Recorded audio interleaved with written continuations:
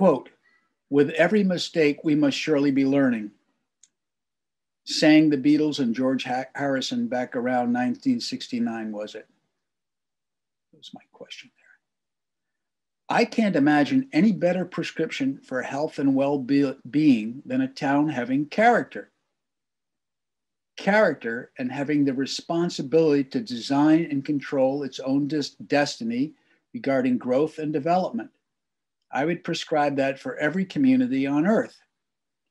I recommend another radical notion, that all people of the earth have rights to self-determination, as it was idealistically, I'm messing up my own writing, as was idealistically called a movement back in the 1960s to free people from colonial control. That only democracy, that any operating democracy needs borders. Borders with a good neighbor on the other side. A world of peace and justice and living as one is entirely feasible while building character and honoring the unique qualities that can be fostered within the borders of every nation and community on the planet. Well, this letter could use a lot of work. And this acquaintance of mine who, in reviewing my letter, gave me a link to another article in a newspaper and suggested to me that he says, I don't think you are saying that Fairfax should stay racist, quote. So I wonder if you might be willing to revise. Anyways, I don't want to get too much into this, but he suggests I revise the letter because he doesn't think that I'm saying that Fairfax should stay racist. Well, that's an interesting comment, and I'm going to take his advice to revise this letter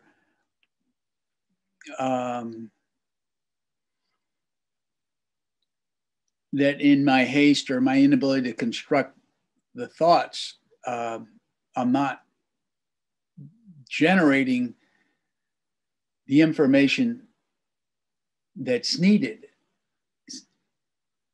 My thinking here is that,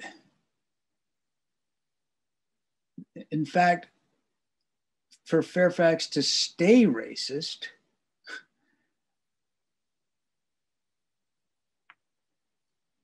I don't know where this narrative gets off. Fairfax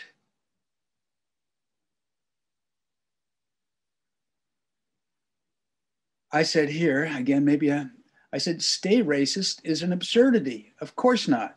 Fairfax character has been one of the most cool, liberated, and friendliest communities in California and on the planet up until the last 10 years or so, when a drove of wealthy new immigrants began arriving with little understanding or respect for Fairfax's history.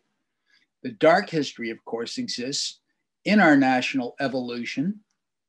Quote, national bigotry was how Josiah Royce described the California culture of 1863, or in California, he described national bigotry.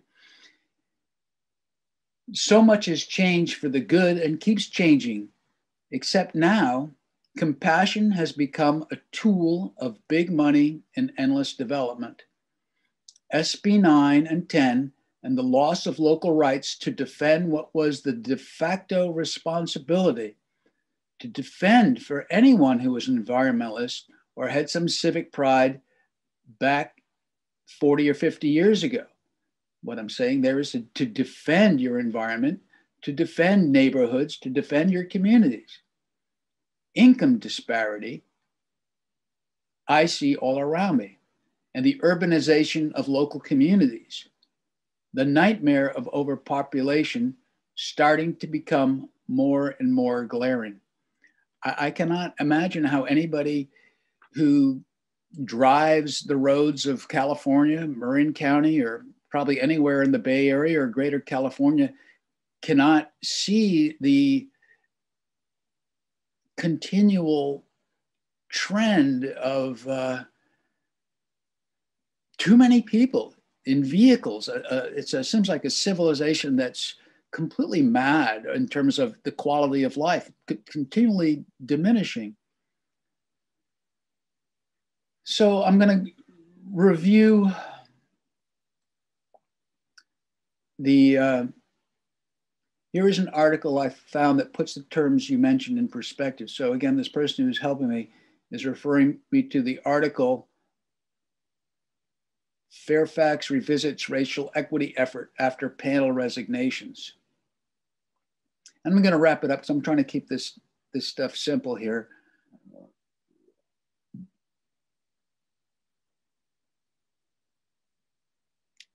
There just seems to be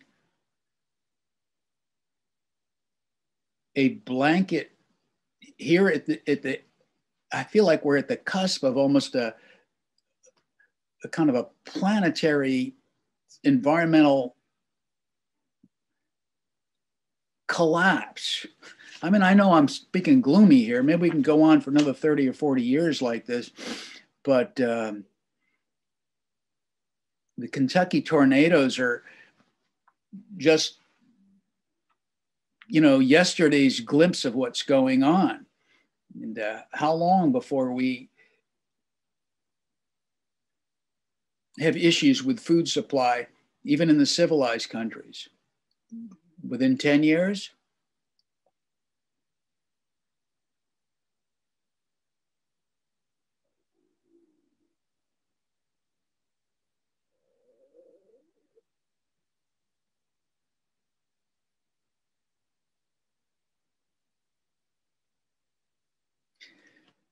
I'd like to talk to the mayor, Vice Mayor Stephanie Hellman. Hellman said racist dog whistle language, including terms such as neighborhood character, which she said were, quote, developed as intentional strategies to perpetuate segregation, are used throughout the general plan. Well, she could educate me that, and because I don't know. Maybe I'm ignorant. I thought the general plan would have been something that would have been created back in the 1970s. And I've always thought that neighborhood character was something intrinsically valuable, though I grew up in many different communities and each one had their own character. And Compton has character. Somebody was referring to Compton, LA, ghetto. But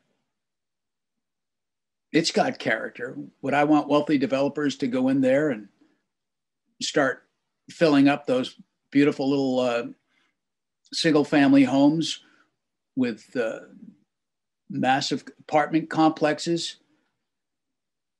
No, I wouldn't, not without the people of Compton having the rights to defend their character. Intentional strategies to perpetuate segregation are used throughout the general plan. Well, I'm going to invite, as I say, Vice Mayor Stephanie Hellman to come talk to me on the Zoom show and in the new year. Talk further about this and at what level are we doing an excellent job, humanity in general, learning more and more to understand the differences and accept and take pleasure in the differences of all human beings? Or are we going to dwell on the darkness, which has been the history of humanity, but we're still striving forward? Anyways, rock and roll in an entirely warm-hearted way. Bleep you, it's Christmas. Yeah. All right, cheers, people. Bye.